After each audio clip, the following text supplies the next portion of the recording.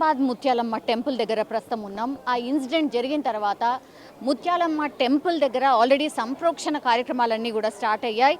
సంప్రోక్షణ కార్యక్రమంకి సంబంధించి మనం చూడొచ్చు పూర్తిగా చాలామంది ఇప్పటివరకు భక్తులే కాదు పూజారులు అందరూ వచ్చి కూడా అఘోరా వచ్చి కూడా ఇక్కడ పూజలు చేసి సంప్రోక్షణ కార్యక్రమాల్లో పాల్గొనడం జరిగింది. అండ్ ఇంకోటి లోపల విగ్రహం లేదు కాబట్టి ఆ విగ్రహం ప్లేస్లో 40 or 50 రోజుల్లో మళ్ళీ ముత్యాలమ్మ విగ్రహాన్ని పునఃప్రతిష్ఠిస్తాము అన్న ఒక సంకల్పంతో అయితే ముందుకు వెళ్తున్న సిచ్యువేషన్ అయితే మనకైతే కనిపిస్తోంది. కాలనీవాసులు మనం చూడొచ్చు ఈరోజు ఇంకా కొంత పూజ తర్వాత చాలా తక్కువగా కనిపిస్తున్నారు, కానీ చాలామంది ఇక్కడ ఉన్నటువంటి కాలనీ వాసులే ఇక్కడ ఉంటూ ముత్యాలమ్మ అమ్మవారు మళ్ళీ ఎప్పుడు ప్రతిష్ఠిస్తారు అండ్ మేము ఎప్పుడు పూజలు చేసుకోవాలి అన్నటువంటిది కూడా చాలామంది ఎదురు చూస్తూ ఉన్నారు. అమ్మ, మీరు ఇక్కడే కాలనీలో ఇక్కడే ఇండ్లలో ఉంటారా? లేదు, నేను షేక్పేట నుంచి వచ్చాను. షేక్పేట నుంచి వచ్చిర్రా? ఇన్సిడెంట్ తెలిసి వచ్చిండ్రా లేకపోతే ముత్యాలమ్మ వారిని మీరు దర్శించుకునే వాళ్ళ? నేను మన్మరాల్ని, ఎల్లమ్మ మన్మరాల్ని నేను. ఏమైందో తెలిసిందా అమ్మ? ఆ ఇన్సిడెంట్ తెలవగానే మీకు ఏమనిపించింది? వైబ్రేషన్స్ వచ్చినాయి అమ్మవారి. చాలా భయం వేసింది, ఎందుకు అలా చేసిండు అని. వాని అయితే చంపేసేటుండే అసలు. ఓకే అమ్మ, మేము బోనాల పండుగ గ్రాండ్గా చేస్తాం. మొన్న సడన్గా బతుకమ్మ పండుగ 9 రోజులు నవరాత్రులు కూడా చేసినాం. నవరాత్రి తెల్లరంగానే ఇట్లా అనగానే ఎంత బాధ అనిపిస్తుంది. ఆయన ఒక గుండె మీద కాదు, మా గుండె మీద తనిపోయినట్టు అయిపోయింది ఈ పరిస్థితి. మాకు చాలా బాధ ఉంది. ఇన్ని కాదు, 200 సంవత్సరాల పైన ఈ గుడి ఉంది, పాత గుడి. వెలిసింది ముత్యాలమ్మ. ఏ కోరిక కోరినా తీర్చిన కోరికే ఇది కాబట్టి చాలా ప్రతి ఒక్క ఏరియాకి వెళ్ళి ఈ గుడికి వచ్చి మొక్కిన తీరికే పూర్తిగా అవుతుంది తల్లి. అంత ఏదైనా తీరుస్తుంది తల్లి, వెలిసిన అమ్మవారి ఇది అంతే. ఇప్పుడు సంప్రోక్షణ మొదలైంది అమ్మ, ఎన్ని రోజులల్లా విగ్రహం ప్రతిష్ట జరుగుతుంది అనుకుంటున్నారు? అది ఇంకా తెలియదు. ఇంతవరకు ఎవరు వచ్చి మాట్లాడాలి. వస్తున్నారు అందరూ వచ్చి పోతున్నారు అంతేనే. ఎవరు ఇంకా కరెక్ట్గా ఏం చెప్తలేరు, మాకు ఇంకా తెలుసలేదు. బస్ అంతేనే. సరే, మీరు ఏం కోరుకున్నారు అంటే ఏం కోరుతున్నారు? కాలనీ వాసి న్యాయం కావాలి అంతేనే. మాకు డబ్బులు వద్దు, మాకు న్యాయం కావాలి ప్రతి ఒక్కరికి. ఇట్లా జరిగిన అన్ని గుడిలు ఇక్కడ 20-30 గుడిలు ఉన్నాయి, ప్రతి ఒక్క గుడిలా జరుగుతుంది. అప్పుడు ఏం చేస్తుంది గవర్నమెంట్? మాకు రక్షణ కావాలి, మాకు మా గుడికి రక్షణ కావాలి అంతే. ఇంకా చాలామంది ఉన్నారు, ఒకసారి మాట్లాడదాం. ఈ అమ్మతో మాట్లాడదాం. అమ్మ, ఏడా ఈయనే ఉంటారా మీరు? ఈయనమ్మా, ఈయనే. ఇక్కడనే ఉంటాము. కొట్టేటప్పుడు మీదికి చెట్టు మీదకి ఎక్కి దుంకినప్పుడు కూడా ఆ పైనుండి చూస్తే, బాల్కనీ నుండి చూస్తే కనబడింది. ఎన్ని గంటల ప్రాంతంలో అమ్మ? 4-5 నిమిషాలు. 2 నిమిషాలకు అక్కడ కారు వచ్చింది. కారు ఇక్కడ వరకు వెళ్ళే వరకే వాడు అక్కడ ఉన్నాడు. అప్పుడే వెళ్ళండి ఇతలకి. ఇంతకంటే ఎక్కువ నేను మాట్లాడా. నాకు అంటే పెద్దగా లేదు, పెద్ద శబ్దం వచ్చిందా? శబ్దం కాదు, అది బాసన్ల శబ్దం లెక్క ఎట్లా వచ్చిందంటే సింహంను తీసి యువతలు ఎత్తేసినట్టు ఇత్తడి విండే సౌండ్ వచ్చింది. ఇత్తడి విండే సౌండ్ వచ్చింది, ఇత్తడిది కదా సింహము.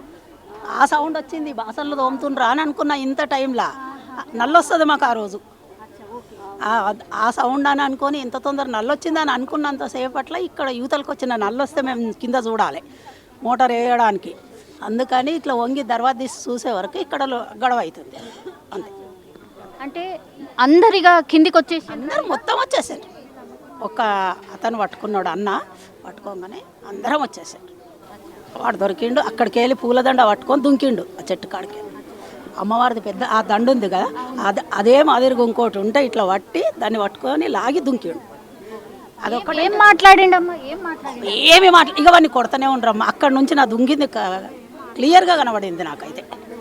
అదొకటి. అసలు ఏం నోరు ఇప్పలేదండి, ఏం సైలెంట్గా అయిపోయింది అంతే. సీసీ కెమెరాలో కూడా ఒక్కడే ఉన్నట్టయితే కనిపించాడు. ఒక్కడే ఉన్నాడని మేమైతే ఒక్కడనే చూసినాం, ఇంకా వేరే వాళ్ళు మాకు తెలియదు ఇక అంతే. భయం వేసిందా? ఏమనిపించింది? అంటే అమ్మవారిని అట్లా సింహం తెచ్చి బయట పడగానే భయం వేసింది మాకైతే. ఇంత ఘోరం చేస్తాడని మాకైతే భయం వేసింది. ఇది ముత్యాలమ్మ టెంపుల్. ఆ వెనకాలనే మీరు చూడండి మస్జిద్ కనిపిస్తోంది. కొన్నేళ్ల నుంచి ఆ మస్జిద్ అట్లానే ఉంది. కొన్నేళ్ల నుంచి ఈ అమ్మవారు అట్లాగే ఉన్నారు. ఈ ఇన్సిడెంట్ మాత్రం ఎవరు ఎక్స్పెక్ట్ చేయలేదు. ఎందుకంటే ఇక్కడ నుంచే వే కూడా ఉంది మస్జిద్కి. సో ఇట్లనే రావడం పోవడం కూడా చేస్తూ ఉన్నా కూడా ఇంతవరకు ఇట్లాంటి ఇన్సిడెంట్ జరగలేదు. కానీ ఇన్నేళ్ల తర్వాత అసలు ఎప్పుడూ జరగని ఇన్సిడెంట్ ఎందుకు జరిగింది అనేదే చాలామంది మాట్లాడుతున్న పరిస్థితి అయితే మనకు కనిపిస్తోంది. ఇక్కడ మనం చూడొచ్చు పూజకు సంబంధించిన ఇవన్నీ కూడా ఇక్కడ అమ్మవారి దగ్గర పూజ జరిగింది. సో సంప్రోక్షణ కార్యక్రమాలు కూడా ఇక్కడ ఆల్రెడీ మొదలైపోయాయి. సో ఇక్కడ ఉన్నటువంటి ఏరియా కార్పొరేటర్ ఎవరైతే ఉన్నారో దీపిక గారు మనతో పాటు ఉన్నారు. దీపిక గారు ఈ ఏరియా కార్పొరేటర్. మేడం, సంప్రోక్షణ కార్యక్రమం అయితే మొదలైపోయింది, కానీ సంప్రోక్షణతోనే ఇంకా అయిపోయిందా, సమసిపోయినట్టేనా, లేకపోతే మీరు కోరుతుంది ఏంటి? మేము మీ ద్వారా మీడియా మిత్రుల ద్వారా ఈ ఛానల్స్ ద్వారా ప్రెస్ వాళ్ళ ద్వారా మేము అదే చెప్తున్నాము. ఇక్కడ సంప్రోక్ష అవుతుంది వీళ్ళు చెల్లారిండ్రు అని అనుకోకండి. అవి అమ్మవారికి జరిగే శాంతి పూజలు జరుగుతాయి. అమ్మవారు పునర్వైభవంగా మళ్ళీ విగ్రహ ప్రతిష్టలు అవన్నీ చేసుకుంటాం. అదొక ఎత్తు. ఇప్పుడు మీరు గవర్నమెంట్ ఏం చేస్తున్నారు, మళ్ళీ ఇటువంటి చర్యలు కాకుండా మీరు ఏం యాక్షన్ తీసుకున్నారు? స్ట్రింజెంట్ యాక్షన్ తీసుకోండి. కల్ప్రిట్ని కూడా ఇంకా ప్రొటెక్ట్ చేయడానికే చూస్తున్నారు. మంచి నిమ్స్ హాస్పిటల్లో వీఐపీ ట్రీట్మెంట్ తీసుకుంటున్నారు అని మాకు సమాచారాలు ఉన్నాయి. మాకేం చెప్తున్నారు, డీసీపీ గారితో మాట్లాడినా ఎవరితో మాట్లాడినా కానీ ఇంటర్నల్ ఇంజురీస్ ఉన్నాయి, డాక్టర్స్ వద్దంటున్నారు, సహకరించట్లేదు, వాళ్ళు ఇంట్రాగేషన్కి అంటున్నారు. మళ్ళీ ఏ పిచ్చోడు అని చెప్పి ముద్ర వేయకముందే, ఎందుకంటే ఏ పిచ్చోళ్ళు అయితే థర్డ్ టైం చెయ్యరు సేమ్ రిపీటెడ్గా. అదే ఎందుకు చర్చ్లో చెయ్యరు, మస్జిద్లో ఎందుకు చెయ్యరు? పిచ్చోళ్ళు అయితే ఈ చెట్టు గమాలను ఎక్కుతారా? పిచ్చోళ్ళు అయితే ఉన్నాయి తింటారు, అక్కడ ఉన్నాయి ఆభరణాలు వేసుకుంటారు, అట్లా పిచ్చి పిచ్చిగా చేస్తారు. కానీ అమ్మవారి విగ్రహాన్ని కాలుతో తన్నాలని ఎవరు చెప్పారు? వీళ్ళు కేవలము బయటి నుండి వచ్చి ఈ హేట్ స్పీచెస్ మోటివేషనల్ స్పీచెస్ విని వాళ్ళకు మత పిచ్చి ఉండి మమ్మల్ని హిందువులను పిచ్చోళ్ళు చేస్తారు. కానీ వాళ్ళు పిచ్చోళ్ళు కాదు. ప్రభుత్వం ఇప్పుడైనా అప్రమత్తంగా ఉండాలి. సీఎం రేవంత్ రెడ్డి గారు చాలా బాధగా ఉంది. మేము అస్సలు ఎక్స్పెక్ట్ చేయలేదు. రేవంత్ రెడ్డి గారు ఎంతో చేస్తారనుకున్నాం. కంప్లీట్గా మహిళలు అయితే మాకు ఫ్రీ బస్సులు ఎందుకు సార్? మా గుళ్ళలకు మాకు ప్రొటెక్షన్ లేదు. మాకు ప్రొటెక్షన్ లేనప్పుడు ఫ్రీ బస్సులు ఎందుకు? మాకు మహాలక్ష్మి పథకం ఎందుకు? దీపం పథకం ఎందుకు? గవర్నమెంట్ నుంచి అఫీషియల్స్ మీతో మాట్లాడుతున్నారు అని చెప్తున్నారు. మీరైతే చాలా ఇన్ఫర్మేషన్, చాలా డౌట్స్ అయితే మీరు అడుగుతూ ఉంటారు. వాటన్నిటికీ ఆన్సర్స్ వస్తున్నాయా? అదే అన్నీ ప్రొటెక్టివ్ ఆన్సర్స్, వాళ్ళ తరఫున ఫ్లెక్సిబుల్ ఆన్సర్స్. మేము ఇక్కడ ఉన్న మెట్రోపోలిస్ హోటల్లో ఎంతోమంది 150 మంది నుండి 300 మంది దాకా కనబడుతున్నారు, ఇక్కడ ఉంటున్నారు అని ఎస్బీకి సమాచారం ఇస్తే కూడా ఇంటెలిజెన్స్ వైఫల్యం ఏమీ చేయలేకపోయింది. ఇచ్చారు ఎస్బీ వాళ్ళకు. అసలు వాళ్ళ పని ఏంది? మేము ఇన్ఫర్మేషన్ ఇవ్వకముందే వాళ్ళు స్పెషల్ బ్యూరో అంటే ఏంటి వాళ్ళే చూసుకోవాలి. అట్లాంటిది మేము ఇచ్చినాక కూడా వాళ్ళు ఏ విధమైన వెరిఫికేషన్స్ చేసుకోలేదు. అట్లా మా డివిజన్లో, ఎందుకంటే రైల్వే స్టేషన్ మా దగ్గర ఉంది కాబట్టి ఎన్నో లాడ్జ్లు ఉన్నాయి, హోటల్స్ ఉన్నాయి. సో ఇట్లాంటివి ఎన్ని ఇల్లీగల్ థింగ్స్ జరుగుతున్నాయి. ఎన్నో మస్జిద్లు ఉన్నాయి. మనం హిందుత్వ ధర్మము, మన సనాతన ధర్మం నేర్పియలేదు మస్జిద్లకు వెళ్ళి రాళ్ళు కొట్టండి, వాళ్ళని డిస్టర్బ్ చేయండి అని. మా దగ్గరకు వస్తే ఊరుకునేది లేదు. మన ధర్మాన్ని కాపాడుకునే బాధ్యత అందరు హిందువుల మీద ఉన్నది. కాబట్టి మేము ఈరోజు ప్రతి ఒక్క మస్జిద్ని రేడ్ చేయాలి, ప్రతి ఒక్క లాడ్జ్ని కూడా రేడ్ చేయాలి. ఏం జరుగుతుంది మస్జిద్ గురించి మాట్లాడారు కాబట్టి మీరు ఒక్కసారి నాతో పాటు వస్తే, మేడం, ముత్యాలమ్మ టెంపుల్, దీని వెనకాలే మీకు మస్జిద్ కనిపిస్తోంది. ఎప్పుడైనా ఇట్లాంటి ఇన్సిడెంట్స్ జరిగాయా? ఇప్పుడు అది జరిగిన తర్వాత దాని రియాక్షన్స్ నిజంగానే అంటే ఎవరైనా ఎక్స్పెక్ట్ చేస్తారు జరగచ్చు అని? ఇక్కడ 99.8% హిందువులు ఉన్నారు. 2% అంటే ఓన్లీ 2 ఫ్యామిలీస్ ఆఫ్ ముస్లిమ్స్, ఇద్దరు అన్నదమ్ములే ఫ్యామిలీసే ఉన్నాయి. ఒక చిన్న ఇల్లు ఉండేది, మస్జిద్ కూడా కాదు. It was a small house with a green colour door అంట. ఎందుకంటే నేను కూడా రీసెంట్గా ఎలెక్ట్ అయినాను. నాకు తెలిసింది ఏంటంటే అంతకు ముందు ఆ చిన్న ఇంటిది ఎక్కడనో దుబాయ్ నుండో సౌదీ నుండో వీళ్ళకు ఫండ్స్ వస్తే రాత్రి మినార్ లేపారంట. ఇప్పుడు స్పీకర్లు పెట్టి రోజుకు 5 సార్లు అందరినీ, ఇంతమంది 99.9% ఉన్న హిందువులను డిస్టర్బ్ చేస్తారు. సంవత్సరానికి ఒక్కరోజు బతుకమ్మ పండుగ చేసుకుంటే మమ్మల్ని సౌండ్ పెట్టుకోనియరు. ఇదేనా మనది? ఏం దేశము? ఎక్కడ పోతున్నది మన హిందుత్వము? మీరే కదా ఏరియా కార్పొరేటర్, మరి ఏం ఫైట్ చేస్తున్నారు? ఏం క్వశ్చన్? ఇప్పుడు ఈ ఇన్సిడెంట్ అయినందుకు ఇవన్నీ వెలుగులోకి వచ్చినాయి. ఎందుకంటే స్థానికులు కూడా ఎవరైనా ఎందుకు భయపడతారు, అమ్మ మేమేమన్నా అంటే రేపటి దినము మా ఇంట్లో ఆడపిల్లలం ఉంటాం, మధ్యాహ్నం పూట ఒక్కరమే ఉంటాము, ముస్లిమ్స్ అంటే వాళ్ళు జోలికి పోవద్దు, వాళ్ళు దుర్మార్గులు, రాక్షస జన్మ అని అంటారు. వాళ్ళు ఎవ్వరు కూడా పోలేదు. ఇప్పుడు ఇవన్నీ వచ్చిన తర్వాత అందరూ కూడా వాళ్ళ మనోభావాలు దెబ్బతింటున్నాయి, మాకు సేఫ్ లేదు, మాకు సెక్యూరిటీ లేదు అనేసి వాళ్ళందరూ ఫైట్ చేస్తున్నారు.